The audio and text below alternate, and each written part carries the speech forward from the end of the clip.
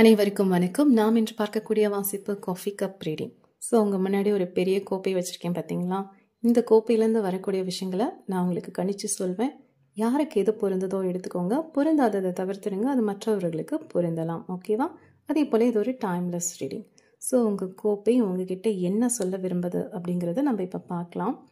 இந்த கோப்பையை நான் எடுக்கும்போதே இதோட ஆற்றல் ரொம்ப அபரிகிதமாக இருந்தது.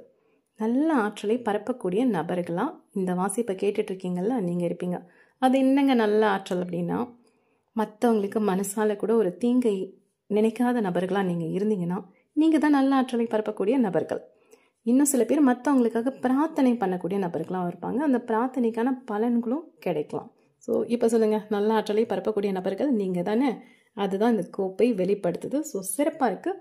அதே போல் இதில் தெரியக்கூடிய இன்னொரு விஷயம் என்னென்னு பார்த்தீங்கன்னா, இந்த காஃபியோட துகள்கள் குட்டி குட்டி குட்டியாக இருக்குது. இதை பார்க்கும்போது மனிதர்கள் மாதிரி எனக்கு கண்ணுக்கு தெரியுது.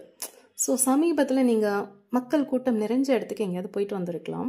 இது திரையரங்கமாக இருக்கலாம், பார்க்கு, பீச்சு, ஹோட்டல், இது போல் எங்கேயோ போயிட்டு வந்திருக்கீங்க. இல்லை கடற்கரை சார்ந்த கோயில்களுக்கு போயிருக்கலாம். இப்போ தெரியுது உங்களுக்கு இந்த ஆற்றல் எங்கேருந்து வந்ததுன்னு. ஸோ எங்கேயோ போய் நல்ல விஷயத்தை பண்ணி இந்த ஆற்றலை நீங்கள் எடுத்துகிட்டு வந்திருக்கீங்க அப்படிங்கிறது தான் இந்த வாசிப்புலேருந்து தெரியுது. சரி, ரொம்ப சிறப்பு. அதே போல் இன்னும் கூர்ந்து கவனிக்கும் போது இதில் தொழில் சார்ந்து பார்த்தீங்கன்னா, நீங்கள் வேலை செய்யக்கூடிய நபர்களாக இருக்கலாம், இல்லை சுய தொழில் பண்ணக்கூடிய நபர்களாக இருக்கலாம். உங்களோட தொழிலே மற்றவங்க நிறைய பேரை பார்த்து அவர்களிடமிருந்து வேலை வாங்கக்கூடிய நபர்களாக இருக்கலாம், இல்லை நிறைய மனிதர்களை சந்திப்பது தான் என்னோட தொழிலே அப்படிங்கிறது போல் இருக்கலாம். நல்லா இருக்குது.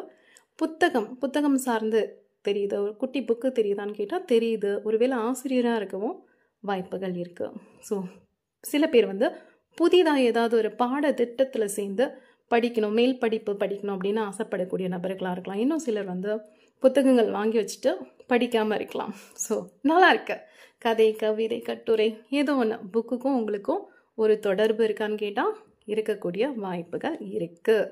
ஸோ இது எல்லாமே பார்க்கும்போது உங்களோட உடலாலும் மனதாலும் நீங்கள் ஒரு மேன்மையான நிலையை அடைய ஆசைப்பட்டுட்டு இருக்கீங்க. அதற்கான பயணத்தை சிறப்பாக போயிட்டுருக்கு. சரியா? ஸோ ஒரு எந்த குறையும் தெரியல. தொழில் சார்ந்துன்னு நான் சொன்னேன் இல்லையா? இதில் இன்னும் ஊடிவே பார்க்கும்போது தொழில் சார்ந்து எதுவாக இருக்கலாம்னா, இது காஃபி ப்ரௌன் கலரில் இருக்கும். பட் இங்கே கீழ்த்தட்டில் எனக்கு தெரியக்கூடிய விஷயங்கள் என்ன தெரியுமா? விவசாயம், வயல்வெளி, பச்சை பசேன்னு வயல் தெரிஞ்சால் எப்படி இருக்கும், அது போல் ஒரு அழகான வயல்வெளி தெரிகிற மாதிரி எனக்கு கண்ணுக்கு தெரியுது. சரியா? ஸோ உங்களோட தொழில் விவசாயம் சார்ந்து இருக்கலாம், இல்லைனா உணவுப் பொருட்கள் சார்ந்து இருக்கலாம், அப்படி இல்லைனா மருத்துவம் சார்ந்து இருக்கலாம். ஸோ ஒன்று அடுத்தவங்களோட பசியை போக்கக்கூடிய ஒரு தொழில் பண்ணலாம், இல்லைனா அடுத்தவங்களோட நோயை போக்கக்கூடிய ஒரு தொழில் பண்ணலாம். ஸோ மருந்து மாத்திரை தயாரிக்கக்கூடிய நிறுவனங்களில் பணிபுரிய நபர்களாக இருக்கலாம், ஹோட்டல் பிஸ்னஸ் பண்ணிகிட்டு இருக்கலாம், இல்லை உணவுப் பொருட்களை செஞ்சு விற்கக்கூடிய நபர்களாகவும் இருக்கலாம். எதுவாக இருந்தாலும் உங்களோட ஆற்றல் சிறப்பாக இருக்குது. அப்போ நீங்கள் செய்யக்கூடிய தொழில் அதை விட சிறப்பாக இருக்கும். வேலை பார்க்கணுன்னு பார்க்காம மனசார விரும்பி அந்த வேலையை நேசித்து செய்யக்கூடிய நபர்களாக நீங்கள் இருக்க வாய்ப்புகள் இருக்குது.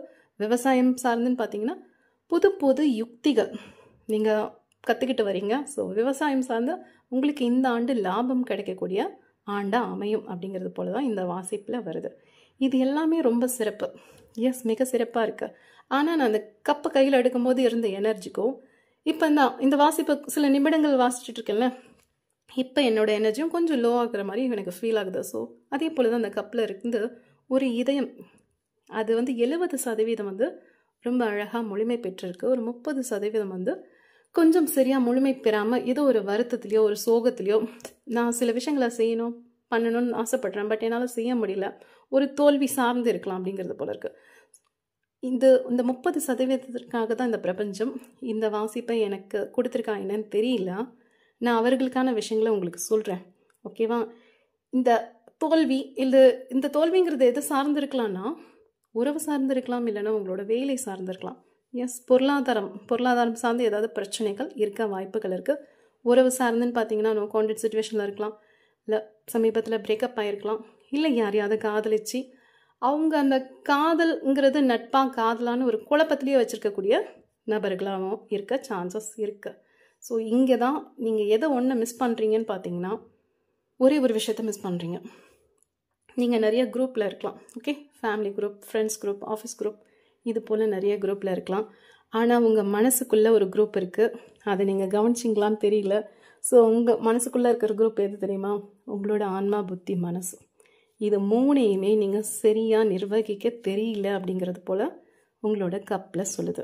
இது எப்படின்னா, ஒரு 3 குதிரைகள், ஓகே, ஒரு வண்டியில் பூட்டப்பட்டிருக்கு அப்படின்னா இந்த 3 குதிரையில் ஒன்று ஒவ்வொரு திசையில் போனால் வண்டி நம்ம போய் சேர வேண்டிய இடத்துக்கு போகுமா? போகாது. உங்கள் ஆன்மா செவனேன்னு அது பாட்டுக்கு பாவமாக இருக்குது. உங்களோட புத்தியும் மனசும் நீயா நானா 2 சைடு ஒன்று பிடிச்சி இழுத்துட்ருக்கு. அதனால தான் நீங்கள் செய்யக்கூடிய சில விஷயங்கள் வந்து உங்களுக்கு ஒரு மன திருப்தியை தரல, இல்லை வெற்றி பெறக்கூடிய வாய்ப்புகள் இல்லை அப்படிங்கிறது போல இருக்குது. ஸோ பார்த்துக்கோங்க. மற்ற குரூப்பில் இருக்கிறது இல்லாதது உங்களோட விருப்பம். ஆனால் நீங்கள் உங்களோட டீம் எதுன்னு பார்த்தீங்கன்னா உங்களோட டீம் மெம்பர்ஸ், உங்களோட புத்தி, மனசு, ஆன்மா. இது வந்து உங்களோட வாழ்நாள் முழுக்கமே இவங்க மட்டும்தான். இந்த டீம் மெம்பர்ஸ் எப்போவுமே சேஞ்ச் ஆக மாட்டாங்க. இவங்க தான் உங்கள் வாழ்நாள் முழுக்க உங்களை வழி நடத்தக்கூடிய நபர்கள். ஓகேவா? இப்போ நீங்கள் இந்த காஃபி கப் ரீடிங் பார்க்குறீங்களா, இது வந்து 1000ல் ஒருத்தராக நீங்கள் பார்த்துட்ருக்கலாம். இதனால் உங்களுக்கு பிரயோஜனங்கிறது இருக்கலாம், இல்லாமலும் இருக்கலாம். ஓகேவா? ஸோ எது உங்களுக்கு பிரயோஜனமாக இருக்கும் அப்படின்னா, உங்களோட மனசு, உங்களோட புத்தி, உங்களோட ஆன்மா, இது 3ஓட கூட்டமைப்பு ஒரு குழுவாக செயல்பட்டு அதுங்க ஒரு வட்டம் போட்டு திட்டம் போட்டு ஒரு செயல் வடிவம் பண்ணி, நீ இதுக்கு ஆசைப்படுறியா, வேலை சார்ந்தும் இருக்கலாம், உறவு சார்ந்தும் இருக்கலாம், உங்களோட மனசுக்கிட்ட நீங்கள் பேசுங்க, அங்கே ஒரு தெளிவை கொடுங்க, அவங்கள கரெக்டாக ஒரே நேர்கோட்டில் வச்சு பார்க்க கற்றுக்கோங்க. அவங்க தான் இருக்கிறதுலே, இந்த உலகத்திலே சல்லடை போட்டு சலிச்சாலும் உங்களுக்காக இருக்கக்கூடிய அந்த 3 நபர்கள் இவங்க மட்டும்தான்.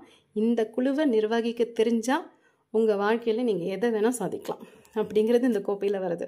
ஸோ முதல்ல நான் சொன்ன மாதிரி தான் இந்த காஃபி கப் ரீடிங் இதெல்லாம் உங்களுக்கு அவசியமே ஏற்படாது. எஸ், இது போல் வாசிப்பு உங்களுக்கு அவசியம் ஏற்படாது.